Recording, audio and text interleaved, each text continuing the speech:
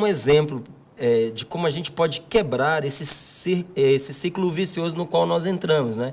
Porque a partir do momento em que você passa a ser propriedade daquilo que você tem, né, que você passa a ser escravo das suas posses, a sua liberdade ela começa também a ficar meio cerceada, né? Você Claro. fica limitado na sua liberdade. Por onde sair? Dá uma dica aí pra gente disso. A gente tem algumas delas, mas a primeira delas é pensar se eu preciso ter uma vida que não seja simples. Por exemplo, uma vida simples não é uma vida de carência. Uma vida simples é em que eu não tenho nada que seja absolutamente Usando inútil. até uma expressão sua, uma vida simples não é uma vida simplória. Não, não é simplória. E não é uma vida de carência. Pobreza não é sinônimo de carência. Carência de saúde, carência de alimento. Ao contrário. O que é uma vida simples? Uma vida simples é aquela em que a gente tem suficiência, né, de recurso para existir, prover futuro e repartir. Por exemplo, há pessoas que Vamos são... lá de novo? Olha lá. Uma vida simples é aquela que a gente tem suficiência de recursos para viver, para a gente prover futuro e repartir o que tem. Né? O grande milagre, né, na multiplicação de pães e peixes feitos por Jesus, obviamente não foi uma coisa taumatúrgica em que de 2 peixes e alguns pães ele fez. Ao contrário, o grande milagre foi a repartição.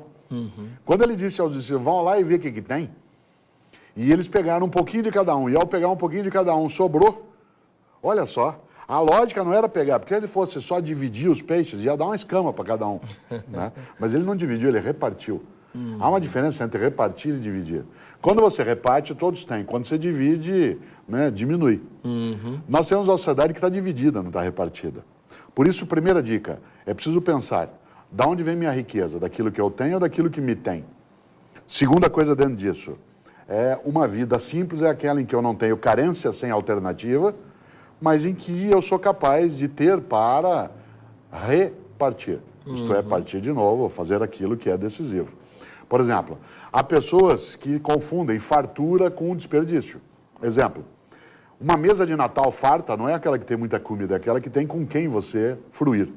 Há pessoas que têm muita coisa sobre a mesa e nenhuma fartura, porque não tem com quem fazer aquilo.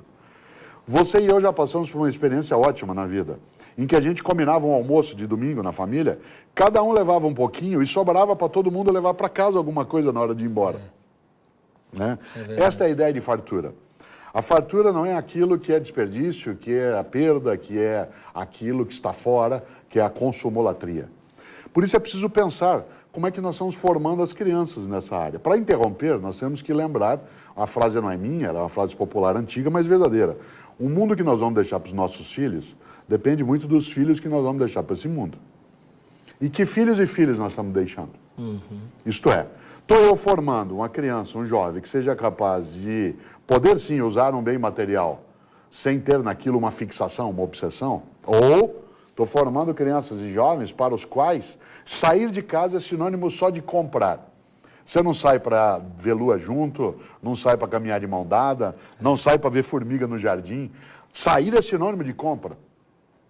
E desse ponto de vista, a gente começa a moldar personalidades que têm um tipo de desvios. E esse desvio, entre outras coisas, ele acaba, sem dúvida, amargurando essa condição. Mas há uma outra possibilidade também, que é ser capaz de pensar, né, o que é que de fato eu tenho como sendo o que dá sentido à minha vida. E aí eu chego a um outro polo. Eu tenho um livro chamado Qual é a Tua Obra? Esse livro, Qual é a Tua Obra, ele faz uma distinção entre aquilo que na vida é fundamental daquilo que é essencial. Por exemplo, o que é essencial na vida? Tudo aquilo que não pode não ser. Amizade, amorosidade, religiosidade, sexualidade, afetividade, solidariedade, fraternidade. Isso é essencial. O que é fundamental? É o que nos faz chegar ao essencial. Por exemplo, dinheiro não é essencial. Dinheiro é fundamental. Sem ele, eu não tenho, né, capacidade de vida mais resolvida. Mas ele em si não é essencial. Tanto que dinheiro não compra amizade, compra interesse.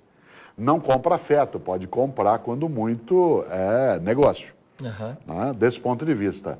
Por exemplo, uma carreira não é essencial, ela é fundamental. O fundamental é como uma escada. Eu não tenho uma escada para ficar sobre ela, eu tenho uma escada para ir a algum lugar. O que é fundamental na vida? As nossas propriedades, mas elas não são essenciais. Há pessoas que são tão pobres que a única coisa que ela tem é dinheiro. Né? E desse ponto de vista, esse tipo de percepção precisa ser pensado. E aí eu volto para fechar esse longo raciocínio. Sou eu proprietário do que possuo ou estou sendo possuído por aquilo que eu sou proprietário?